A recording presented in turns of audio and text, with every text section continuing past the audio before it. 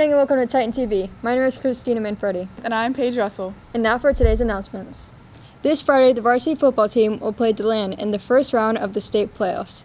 The game will be held at Spec Martin Field in DeLand. Tickets can be purchased online only. SGA will be hosting its second annual Deck the Hall contest. We ask that you and your hall neighbors collaborate to decorate your hallway this year. This theme is Tropical Christmas. The winning hall will win a banner to display, and each teacher in the hall will win a tumbler filled with goodies. Halls will be judged on Thursday, December 10th, and the winner announced during lunch on Friday, December 11th. SGA will be hosting a Winter Spirit Week on December 7th. This year's theme is Tropical Winter. We will share the details of our events and Dress Up Spirit Days as soon as they are finalized. SGA also plans to decorate a Christmas tree in the center of the courtyard. We welcome you and your students to decorate the tree with school spirit.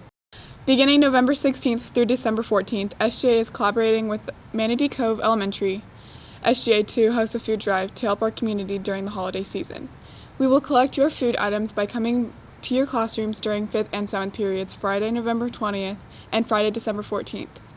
We will reward the class period that brings in the most food items during this time with a cookies and milk party to be held on Friday, December 11th.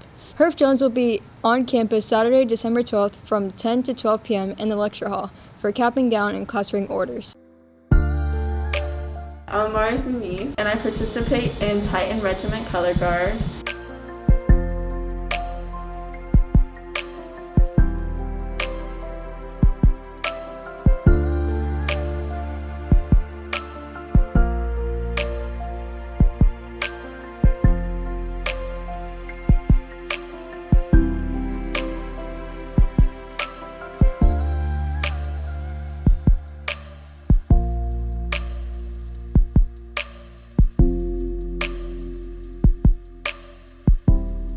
And when I'm older, I want to be a nurse practitioner.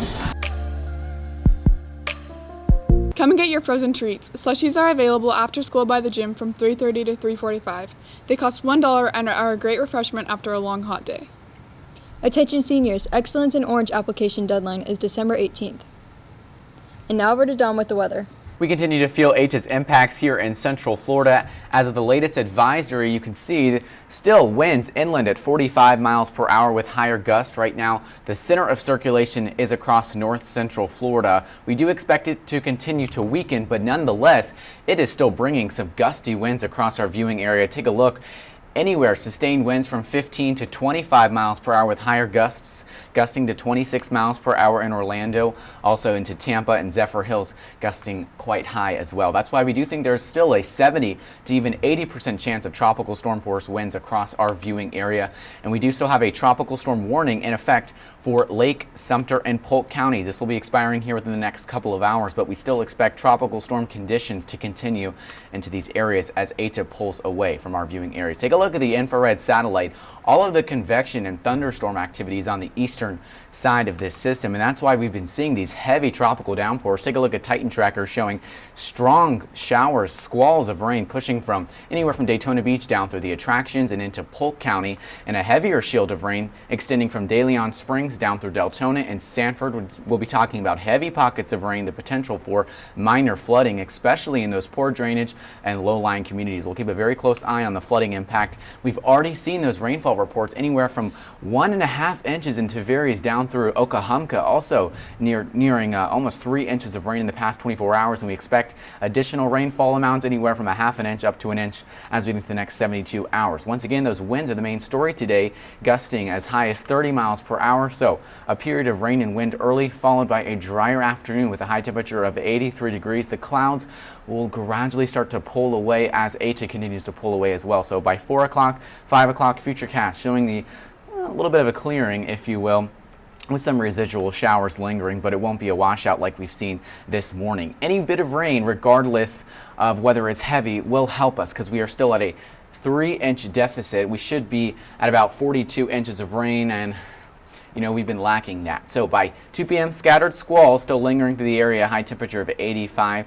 As we look towards the rest of your week, Tropical Storm Eta continues to pull away. It's getting picked up by a stationary boundary, and that will eventually push off into the Atlantic seaboard with high pressure building back in. Marine forecast, small craft advisory still remains in effect, and we are tracking another invest in the Central Caribbean Sea. Has a 90% chance of development, and it could become a hurricane because you could still see that the ocean heat content potential remains high. As far as the 7-day forecast, windy conditions today, gusty squalls in the morning that will eventually lead to some clearing with a little bit of sunshine as we get into the evening. And then Saturday and Sunday, a 20% chance of an isolated shower before another front arrives by next week, dropping our high temperatures back into the 70s with sunny skies. Back to you.